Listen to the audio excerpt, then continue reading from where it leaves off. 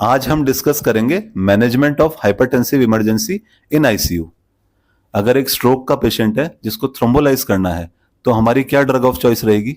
Sir हमारा target जो रहेगा वो रहेगा अपना 180 और 105 बीपी का, और इसमें ड्रग ऑफ चॉइस रहेगी अपनी लेबेटोलॉल और निकार्डिपिन। अगर स्ट्रोक का पेशेंट है जिसको थ्रोम्बोलाइज नहीं करना है उसके हमारे क्या टारगेट रहेंगे?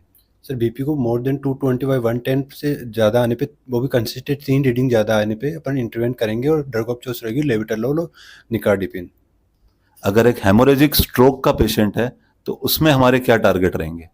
हमारा टारगेट एसबीपी का 140 रहेगा और ड्रग ऑफ चॉइस लेबेटोलॉल और निकार्डिपिन रहेगी। एक्यूट मायोकार्डियल इंफार्क्शन का पेशेंट है तो उसमें हमारे क्या टारगेट रहेंगे? सर मैप को 20 से 25% कम करने का प्रयास रहेगा और ड्रग ऑफ चॉइस नाइट्रेट रहेगी। एक्यूट पल्मोनरी एडिमा में हमारे क्या टारगेट रहेंगे? अपना मैप का टारगेट रहेगा कि 20 to 25% अपन डिक्रीज करें, और ड्रग ऑफ चॉइस में नाइट्रेट्स और डाईयूरेटिक्स रहेंगे। Very good. अगर एक एओर्टिक डिसेक्शन का पेशेंट है तो उसमें हमारे क्या टारगेट रहेंगे?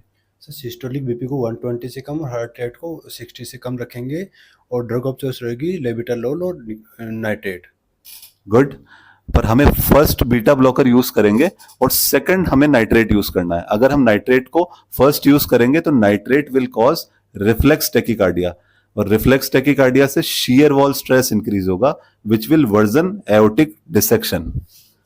तो अगर एक hypertension in acute kidney injury का पेशेंट है तो उसमें हमारे क्या टारगेट रहेंगे? उसमें सर हमारा टारगेट मैप का रहेगा 20 to 25% उसको डिक्रीज करना, और उसमें ड्रग ऑफ चॉइस रहेगी अपनी निकार्डिपिन।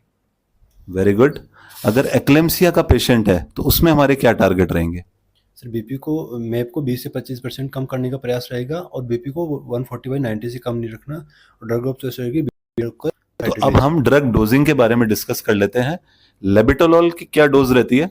लेबेटोलॉल की सर डोजिंग रहेगी 20 मिलीग्राम अपने को देना है ओवर 2 मिनट्स, और इसके बाद हर 10 मिनट में अपन रिपीट कर सकते हैं to maximum dose of 300 milligram. और अगर इसको इन्फ्यूजन पे देना है तो 1 to 2 मिलीग्राम पर मिनट के हिसाब से देंगे। गुड। और अगर हमें निकार्डिपिन को यूज करना है तो निकार्डिपिन की क्या डोजिंग रहेगी? सर निकार्डिपिन को अपन बोलस नहीं देंगे, 5 mg पर आवर पर इन्फ्यूजन स्टार्ट करेंगे, 2.5 mg पर आवर अपन इंक्रीज करते हुए 15 mg पर आवर तक मैक्सिमम डोज अपन ले जा सकते हैं। Excellent, thank you very much.